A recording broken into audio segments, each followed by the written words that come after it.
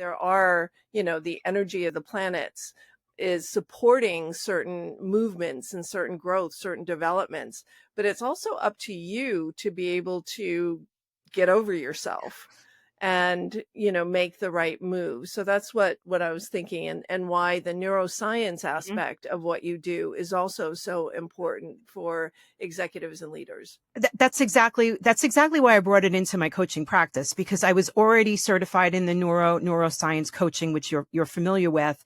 And what it did for me and what it did for my clients is I can actually accelerate the process. So without the blueprint, we go through a series of questions and exercises and coaching that now I can look at the chart and have a session with somebody, and automatically we're starting to address the patterns rather than uncovering the patterns through a series of coaching calls. The patterns are right there for me to actually walk through with the client. So it does accelerate it. It actually does. And then having the coaching background, it's almost as if, when you're given a tool like astrology, and I heard this, somebody else said this, I can't remember who said it. You almost have to have a therapeutic mindset. You have to have a coaching mindset. You have to have a counseling mindset, because the information that you're sharing with somebody is very sensitive, and you have to know exactly how to reveal it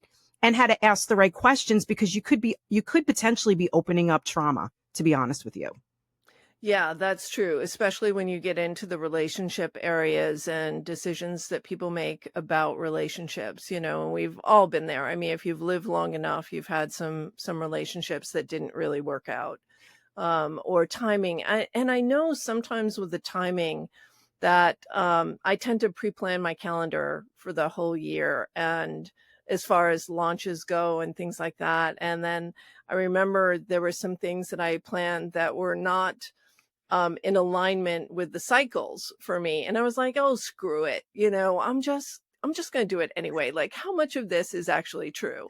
And so if you've ever done a live launch or a webinar or something like that, that completely flopped or didn't deliver, that sometimes it's not completely your message or your follow through or the precision with which you delivered the message or how you followed up on leads or any of that. It could just be bad timing. Hmm.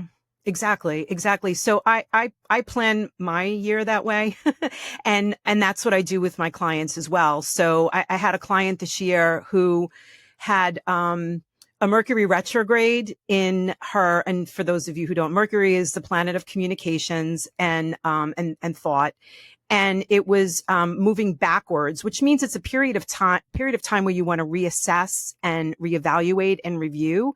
And it was moving backwards in her money part of her chart. So it wasn't a good time to be launching, and it wasn't a good time to be selling.